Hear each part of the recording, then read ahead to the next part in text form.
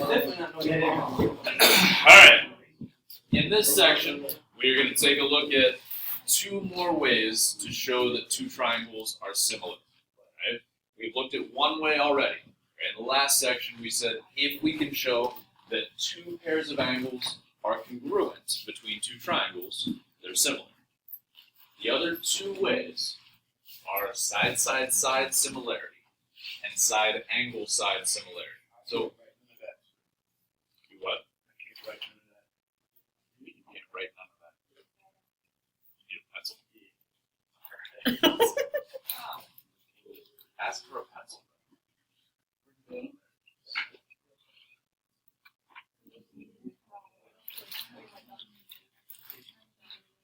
Okay.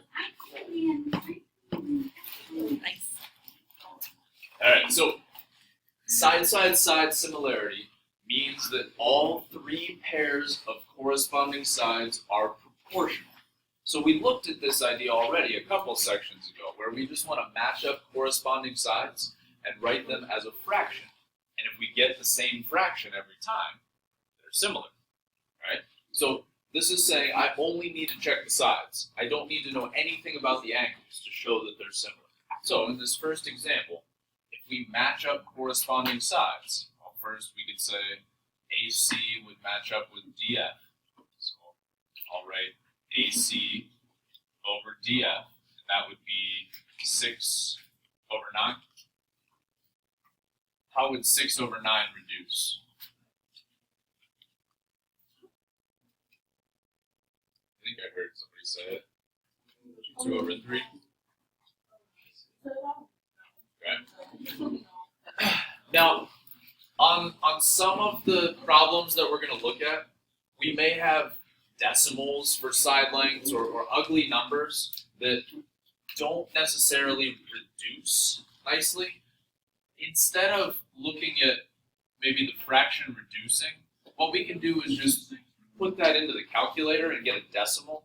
Okay, sometimes that's easier than trying to figure out the reduced fraction. So we can also write this, in this case, 2/3 is 0.66 repeating.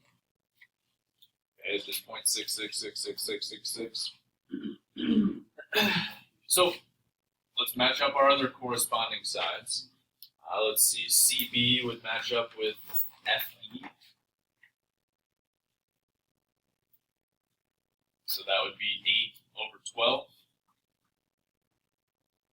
And again, this time 8 over 12 also reduces to 2/3. But remember, we could also just put 8 over 12 into the calculator and see what the decimal is. Okay, we can just compare these decimals to see if they're exactly the same as well. And then my final pair of corresponding sides would be AB and DE. So AB over DE is going to be 10 over 15. And 10 over 15 also reduces to 2/3. So, since all three of these fractions are the same, these two triangles are similar. Right? So, if I show all three pairs of sides are proportional, I can say yes, and then write my similarity statement. So I can say triangle ABC is similar to triangle DEF. And again, when we're writing our statement, we need to make sure we're matching up corresponding pieces. Okay. Questions so far? So our second way then is side angle side. So in this one, if I can show that two pairs of sides are proportional, and then the angle that's in between them is congruent, then I can claim that triangles are similar. Okay, so here in this example, we're still going to need to write some ratios. So if I match up corresponding sides, MN and QR would match up. So if I write MN over QR, that would be 3 over 4. 3 over 4 does not reduce, but you could still write it as a decimal, just in case. Double check at the end. So 3/4 as a decimal is 0.75. Then my other pair of corresponding sides would be NP and RS. So that would be 6/8. 6/8 does reduce to 3/4. Again, as a decimal, that's 0.75. So I've got two pairs of sides proportional. Right. Almost. So then, I want to look at the angle between them. I am given, in this case, that angles N and R are the same. So then we can say angle N is congruent to angle R. So this fits our side angle side. Okay? So I guess I should have, in number 1, we should have said, yes, these are similar by side, side, side. So then in number 2, we can claim, yes, these triangles are similar. So I could say triangle MNP is similar to triangle QRS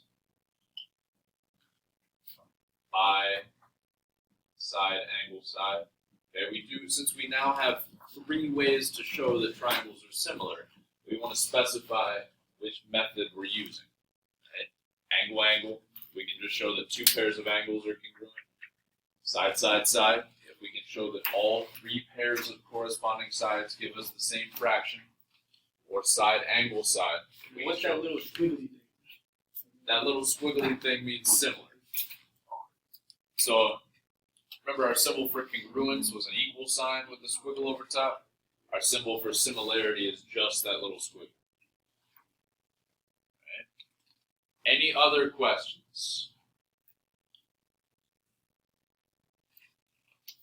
Okay, so down below then, we just have some practice problems with this idea. So for each of these, we're either going to use side, side, side, or side angle side, if possible. Now some of them aren't possible. Some of them end up not being similar. But, like which one? Like 3? Let me see here. 3, I'm not sure. We'd have to check the ratios. Okay, but so for each of these, we will need to set up and check the ratios like we just did in those 2 examples. Okay, so let's take a little bit of time here and try some of these. Okay, set up ratios of corresponding sides and see if these are proportional. Or let's see if these triangles are similar.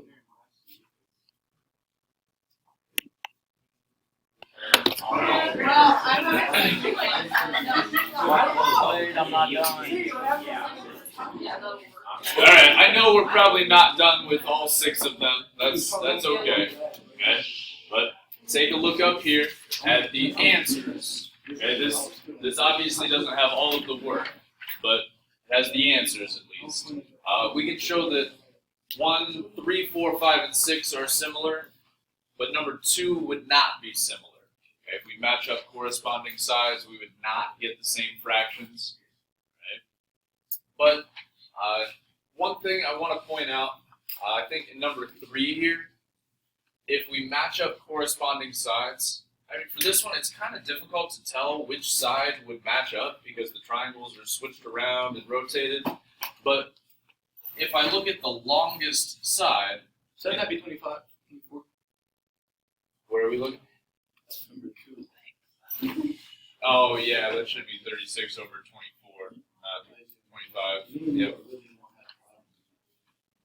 So then in number 3, even if we can't exactly tell how the triangle is rotated, the longest side of the smaller triangle would have to correspond with the longest side of the larger triangle. So that's how we can tell which sides would match up. 7 over 10.5.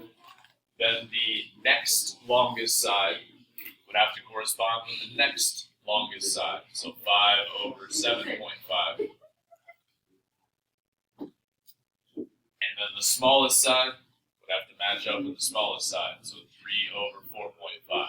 Now, and then this is another good example of why it may not be best to just reduce fractions. Okay, it might be easier to just get the decimal. So if I plug this in the calculator and do 7 divided by 10.5, I think that gives me points. Is it 0.66666 again?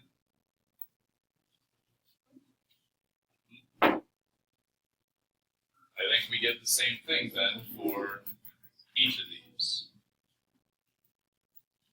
Okay, so we don't have to try to reduce the fraction. We could just put it into the calculator and see if we get the same decimal every time.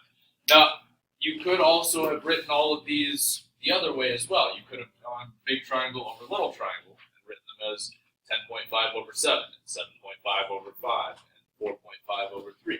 That's perfectly fine as well, as long as you're consistent, as long as you write all three fractions in the same direction. Right. Questions?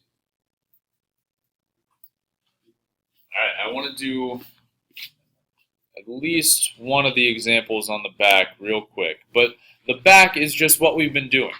Okay, the back is just matching up corresponding sides and writing a proportion to solve for a missing piece. Right, so in example 1 here, let's say I first want to solve for x. Well, x would match up with the 18 times the square root of 3 over here. So I can write my first ratio here as x over 18 times the square root of 3 equals, and then I just want to pick out another pair of sides that I know. So I could see the 9 and the 18 here would match up. So I could write this as equals 9 over 18. And then cross multiply. Right? Now, again, remember, we could just cross multiply from here, or we also talked about before we cross multiply, we could reduce the fraction. Because that's what I picked to solve for first. Because we have to solve for both x and y. So I just said we're going to solve for x first. So I could change this 9 over 18 into 1/2, right? We can always reduce the fraction before we do any cross multiplication. Right? So I'll just erase that and put 1/2. Right? Now you don't have to do that. You don't have to reduce the fraction. You could just cross multiply with 9 over 18. But if I reduce the fraction, now when I cross multiply, I'll have 2x equals 1 times 18 times the square root of 3 is just 18 times the square root of 3. Then divide both sides by 2. Now, whenever I'm dividing something like this, I'm just going to look at the numbers on the outside of the radical. Right? So I'm just going to do the 18 divided by 2. 18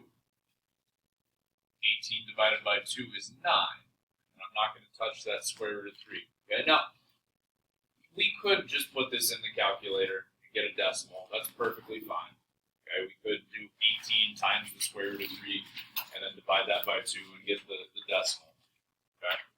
But if we wanted to get an exact answer, this would be that process. Right? Then we also want to solve for y.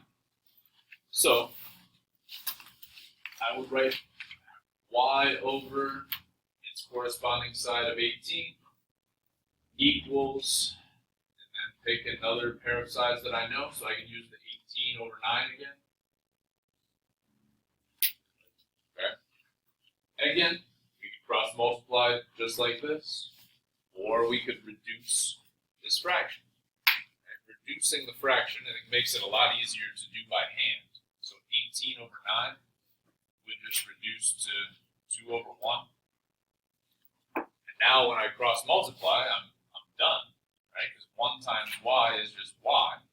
2 times 18 is 30. But we don't have to reduce. We could cross multiply as is and then divide. Okay?